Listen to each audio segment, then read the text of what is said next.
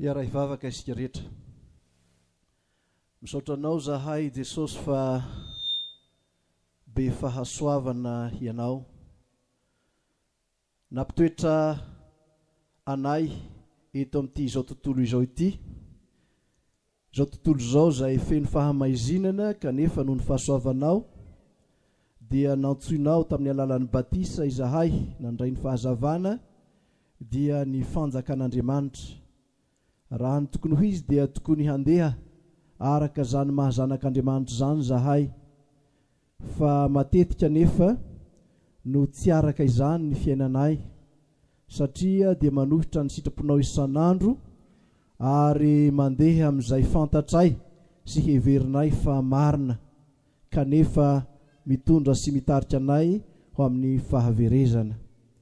Misaotra Jesosy fa mbola manolotra ny teninao ianao, mampianatra anay indrindra hahatonga anay heritreritra ka hiverina eo aminao, ary izay lesona lehibe ampianarinao anay androany amin'ny alalan'izao teninao izao dia ny hahatonga anay hiaina amin'ny fanetretena.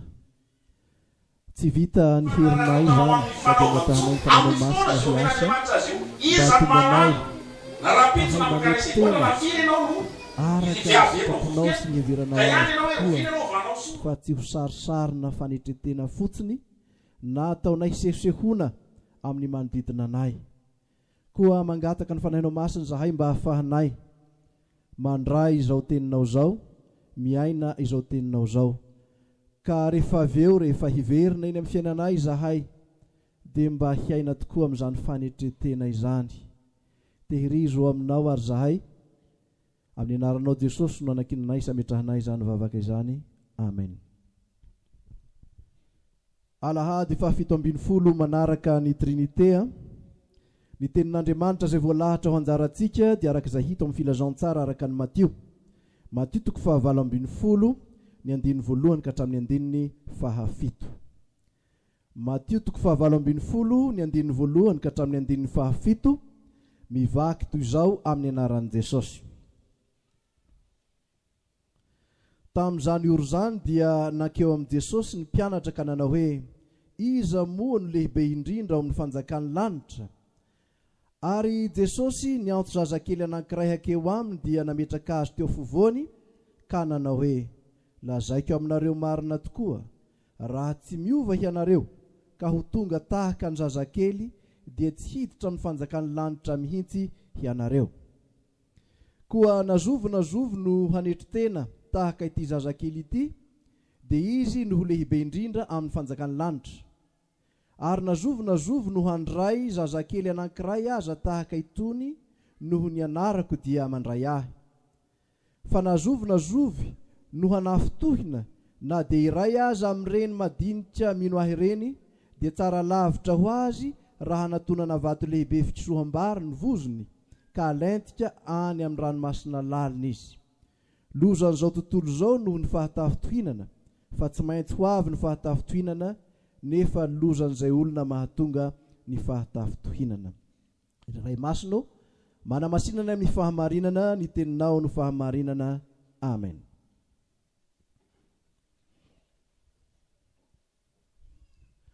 Ry kristianina malala ho aminareo rehetra ny fahasoavana sy ny fiadanana avy amin'Andriamanitra raintsika sy Jesosy Kristy Tompo. Nanatona any Jesosy ny mpianatra, nametraka fanontaniana, iza moa no lehibe indrindra ao amin'ny fanjakan'ny lanitra? Maro ny hevitry ity fanontaniana ity. Raha mametraka izao fanontaniana izao ny mpianatra dia azotsika sotonina avy amin'izany fa misy endrim-panjakana roa, dia ny fanjakan'ny lanitra sy ny fanjakan'ny tany na ny fanjakan'ny izao tontolo izao. Efa hain'ny mpianatra tsara ny fanjakan'izao tontolo izao, na ny mombamomba ny fanjakan'izao tontolo zao, ary ahitany taratra izany ny fanjakana Romanina izay manana ny fahefana lehibe manjakazaka amin'izany fahefana izany, na amin'ny alalan'ny kaisara izany na amin'ny alalan'ny gouvernoura nareo izay manam-pahefana amin'ny faritra samihafa. Iza moa lehibe indrindra amin'ny fanjakan'ny lanitra?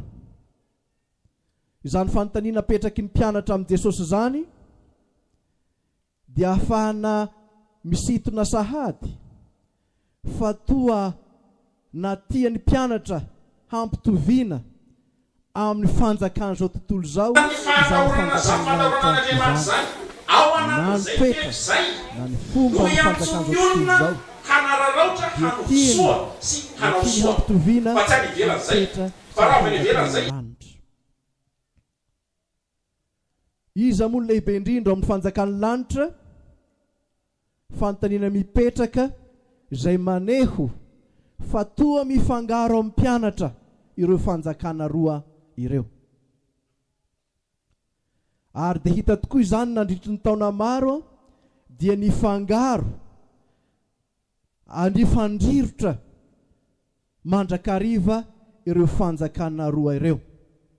Ary raha mijery amin'ireo soratra nataon'ny Lutera dia miresaka ny amin'ny fanjakana hita maso izy zarainy roa, dia anehoany hoe ny fiangonana sy ny fanjakana.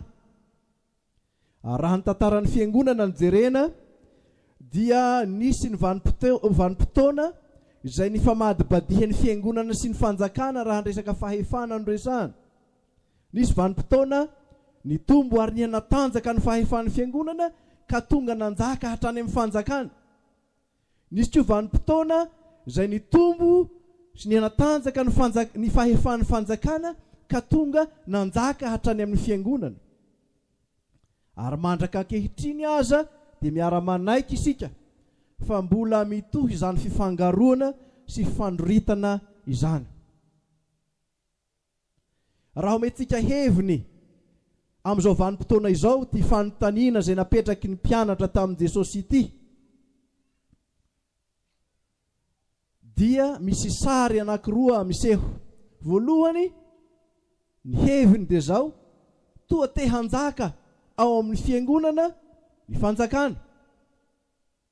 Na mety ho setrin'izay ihany koa, toa te hanjaka ao amin'ny fanjakana ve ny fiangonana.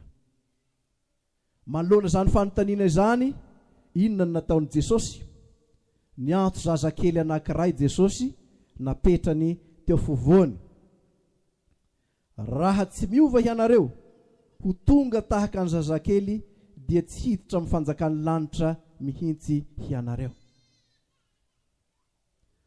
Zazakely izay toa tsy manana ny toerany amin'ny fiarahamonina jiosy, tsy manana ny lanjany, mandrakariva atao tsinotsinona aza, izany natsoiny Jesosy ka nasehony ho modely ny amin'izay teho lehibe ao amin'ny fanjakan'ny lanitra. Izany nasehony Jesosy ho modely ho an'izay teho tafiditra sy honina ao amin'ny fanjakan'ny lanitra. Tsy maintsy miova ho tonga tahaka ny zazakely. Ny fiovana ho tahaka ny zazakely dia misy endrika anankiroa. Ny endrika ivelany dia zao, izay hitanao maso dia zao: ianao lehibe, tenenina na tarina hiova ho tonga zazakely, ho tonga kely zany, endrika ivelany zany. Eo indrindra, na izany indrindra no isehony endrika ny hoe fanetretena. Ny faharoa dia ny endrika anatiny. Raha miantso zazakely Jesosy na maneho zazakely dia anankiray izay tiany haseho sy ampianarana na hianarana amin'ny zazakely dia ny toetra ny zazakely. Dia fantatsika fa maro be ny toetra ny zazakely, fa ny toetra izay ho raisiny eto dia vitsy ihany. Toetra voalohany ananan'ny zazakely dia ny fiakinan-doha. Tsy mahavita tena ny zazakely. Isika koa raha te ho ao amin'izany fanjakan'Andriamanitra izany dia tsy maintsy miakina amin'Andriamanitra tanteraka isika. Tsy mahavita tena isika. Raha misy olona milaza fa mifanjakan'Andriamanitra izy kanefa tsy manaiky fitarihana sitrapon'Andriamanitra dia izao diso toerana izy. Satria ambara fa toetra faharoa zazakely dia izao zazakely rehefa nomeny aminao io na matoky zavatra anankiray dia tena tsy misalasala izy. Raha ohatra ka misy olona te ho mifanjakan'Andriamanitra kanefa mbola tsy matoky, tsy mino an'Andriamanitra na mbola feno fiahiahina na fanahiana dia tokony mieritreritra izy. Ary ny fahatelo izay mampiavaka ny zazakely dia izao, ilay toetra mora sady malaky mamela heloka. Matetika dia tsy ananantsika kristianina zany, fa maro amin'ny kristianina no tsy mampaninina azy na dia mitondra ny anarana hoe kristianina kanefa tsy afaka hamela heloka ny hafa. Mampieritreritra izany. Ary eo indrindra no resahany ity tenin'Andriamanitra anjarantsika ity ny amin'ny fisiany hoe fanafitohinana na fifanafitohinana. Dia izao no antony. Ny tsy fanekena hiova ho zazakely no antony fahatafitohinana. Tsy miova na tsy manaiky hiova ho zazakely akory kanefa te hiditra ankeriny ao amin'ny fanjakan'ny lanitra. Te ho lehibe izany. Isan'ny soratra nalaza tamin'ny tapaky ny taonjato fahaenina ambin'ny folo, ny soratra nalaza izay soratan'ny Lotera nampitondrany lohateny hoe ny amin'ny fanjakana roa. Izay resahany indrindra ny amin'ny fanjakana fiangonana sy ny fanjakana izao tontolo izao. Dia ny fiangonana sy ny fanjakana izany. Andriamanitra dia miasa sy manjaka ao amin'ireo fanjakana roa ireo. Hazon'Andriamanitra amin'ny tanany havanana ny fiangonana ary ao amin'ny tanany havanana kosa ny fanjakana. Ary ny fampianaran'ny Lotera dia izao tsy tokony hifangaro ireo endrim-panjakana roa ireo satria samy manana izay niantsona sy andrasana aminy.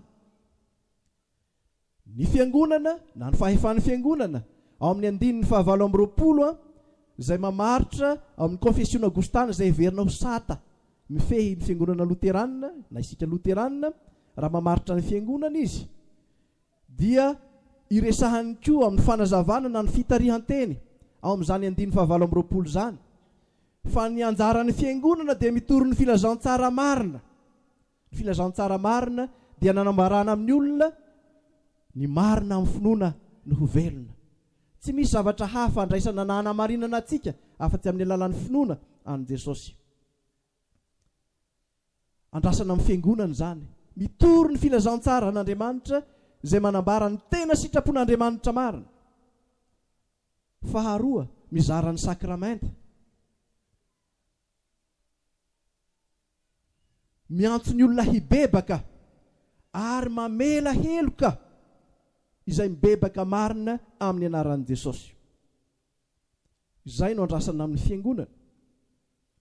Izay andrasana amin'ny fanjakana kosa dia ny fampiasana ny lalàna.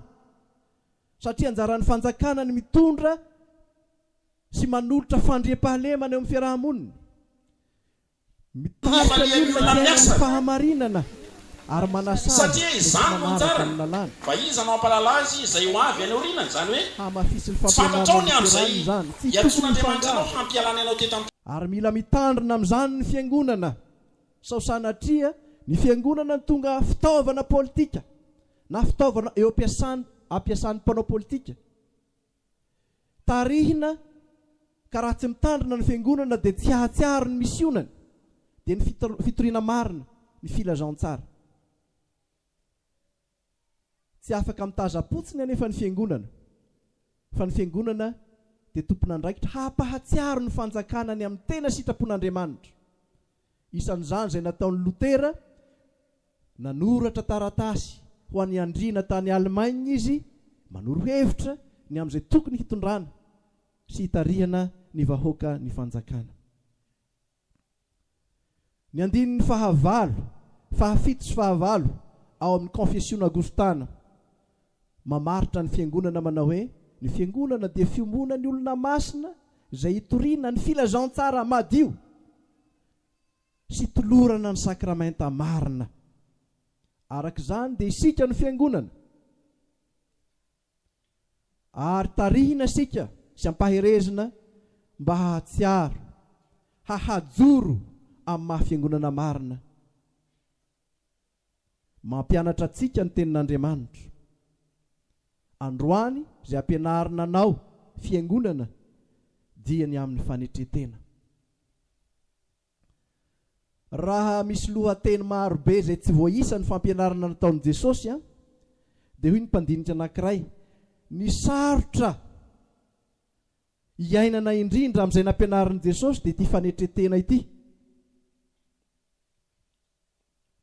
Sarotra kanefa tsy maintsy takiana ho fiainana izay te hanaradia an' Jesosy izany.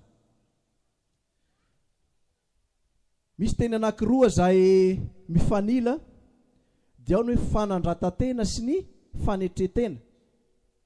Heverintsika ho mifanalavitra be izany hoe ny manandratena dia ambony be, manetretena dia ambany be. Nefa hoy ity mpandinika anankiray, atsasaka milimetatra ihany no manelanelana ny fanandratantena sy ny fanetretena. Ny antony dia zao, indraindray dia amin'ny alalan'ny fanetretena no hanehoko aminao fa manandratena. Dia hoy ity pastora anankiray, rehefa ny olona no miteny izay manao hoe amin'ny fanetretena no alorako anao vola ray tapitrisa, ao ambadika izay matotononony te hampisongadina ny tenan'izay.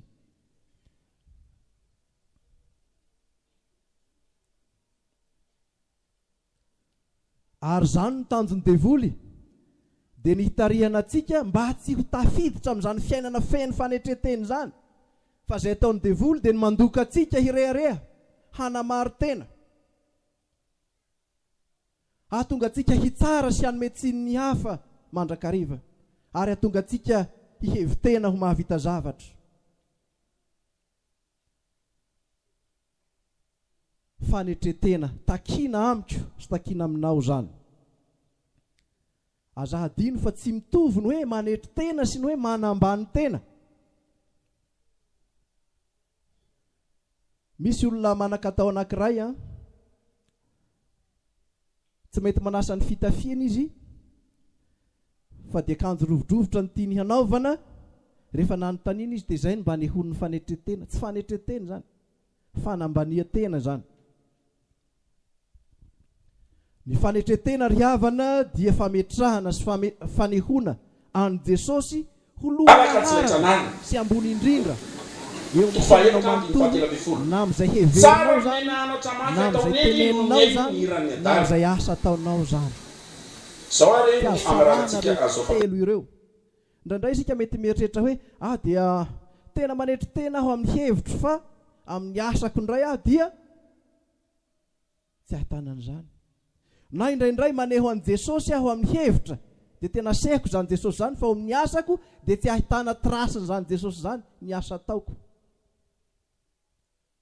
Ny fanetretena dia fametrahana sy fanehona an' Jesosy ho lohalaharana sy ambony indrindra, na amin'izay heverintsika, na amin'izay tenenitsika, na amin'ny asa izay ataontsika. Ny fanetretena dia tena fiainana zany, tsy zavatra amboamboarina ho androany dia hanetretena. Fiainana zany, ary tsy voafetra sady tsy misy fepetra ihany koa, fa raha tsy zany dia ho latsaka anatin'ny fiatsaram-belantsisy isika.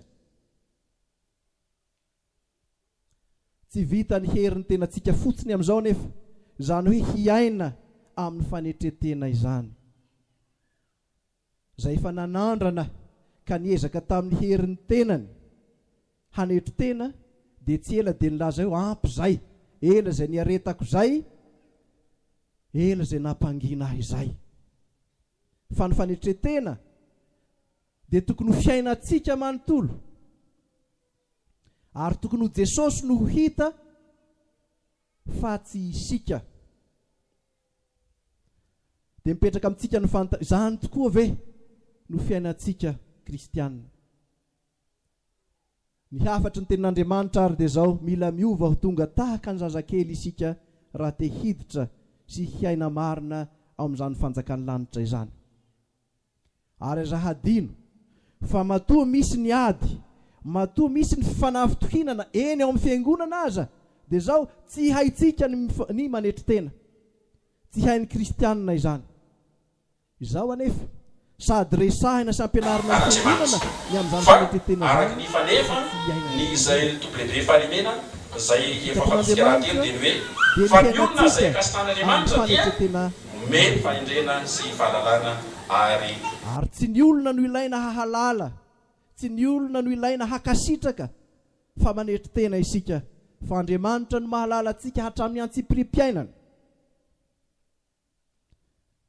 Ny fifaneva nyzao isa-taona izao izay iraisan'ny toby rehetra izay miorina miray amin'ny toby lehibe farimena moa dia nifidy ny teny fa ny olona akasitrahan'Andriamanitra dia omeny fahendrena sy fahalalana, na dia sarotra aza ny hiainantsika amin'izany fanetretena izany. Dia zao aza hadino fa ny manetry tena no akasitrahan'Andriamanitra ary azontsika fa raha angatahantsika amin'i Jesosy ny hananantsika toetra mahay manetry tena marina dia homeny antsika izany, satria izany ankasitrahany ka hijorontsika vavolombelona fa manana ny fahendren'Andriamanitra isika ary manana ny fahalalàn'Andriamanitra isika.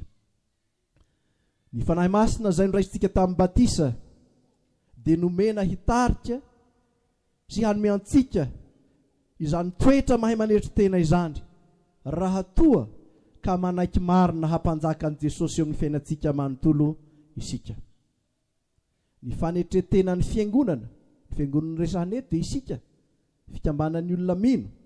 Ny fanetretena ny fiangonana dia tsy ny fanehona fa mahantra isika, manana ny fahalemena isika, tsy izany. Ny fanetretena ny fiangonana dia tsy ny fiazakazana ny filana rabolana raha materialy hafa, fa ny finoana sy ny fahatokinan'i Jesosy, ilay Andriamanitra tsy toa be fahasoavana, manan-karena amin'izany fahasoavana izany. Nanaitra ahy nahita n'ity soratra ity tamina endrika mpifandraisana anankiray. Raha ny vola sy fahefana hozy izy mahatonga anao hirehareha ho tompony izao tontolo izao, dia ny aretina sy ny fahafatesana kosa no hampahafantatra sy hanoranao fa tsy manana na inona na inona eto amin'ity izao tontolo izao ity ianao. Saingy izao manana vahaolana amin'izany ny fiangonana dia ny fanolorana atsika ny fiainana mandrakizay amin'ny alalan'ny finoanan'i Jesosy ilay zanak'Andriamanitra velona, fa fahasoavana no namonjena anareo amin'ny finoana, ary tsy avy aminareo zany fa fanomezana avy amin'Andriamanitra, tsy avy amin'ny asa fandrao hisy hirehareha, fa asany isika voaforona tao amin'ny Kristy Jesosy mba hanao asa tsara izay namboarin'Andriamanitra raha teo mba handehanantsika eo aminy. Dia voninahitra eneo n'Andriamanitra ray zanaka ary fanahy masina izay fahasy hatramin'ny taloha indrindra ka mbola ho azy mandrakizay. Raiso ny fitahiana. Ny fahasoavan'i Jesosy Kristy Tompo sy ny fitiavan'Andriamanitra ray ary ny fampiraisana avy amin'ny fanahy masina ho aminareo rehetra ny amen.